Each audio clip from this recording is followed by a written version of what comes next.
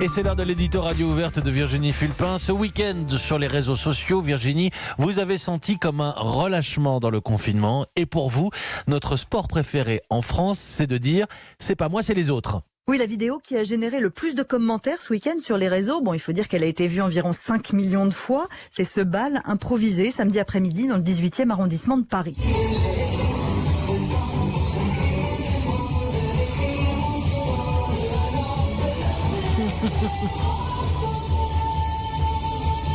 Laissez-moi danser, comme un cri du cœur, un nouvel hymne de rébellion. La musique vient d'un balcon, une trentaine de personnes sont réunies sur un trottoir juste devant un square et elles dansent tranquillement, joyeusement.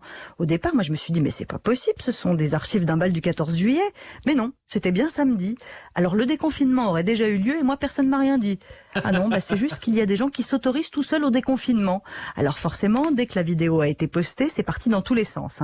Je suppose que ces gens-là se mettent à leur fenêtre à 20h pour applaudir le personnel soignant. Quelle honte! Moi, je suis sortie de chez moi 2 fois depuis 6 semaines. Ça me rend dingue de voir ces irresponsables. Alors, je comprends l'agacement et même la colère. Et puis, il y a un commentaire qui m'a marqué. Eux, c'est sûr, ils se moquent des ploucs américains qui réclament l'ouverture de leur salon de coiffure. Mais danser, ça, on peut.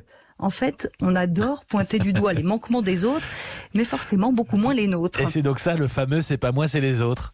Le pire, c'est que c'est sincère. On est tous persuadés de tout faire bien. Quand Art Profile s'est demandé à son panel de sonder de quelle manière il respectait le confinement au bout de 6 semaines. Et la réponse est sans appel. 69% des personnes interrogées disent respecter scrupuleusement les règles. Et au pire, on avoue 1 ou 2 manquements, mais rien de grave.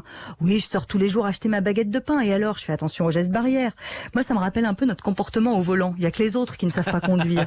Nous, même quand on commet une infraction, on maîtrise. Je nous mets tous dans le même bateau, si vous permettez, parce que je crois que c'est très humain et peut-être aussi très français, finalement, cette façon de penser. Merci Virginie Fulpin. D'accord ou pas, vous écoutez, vous réagissez, vous partagez l'édito radio ouverte. C'est tous les matins avec vous, Virginie. Il est 7h27. Bon réveil à tous.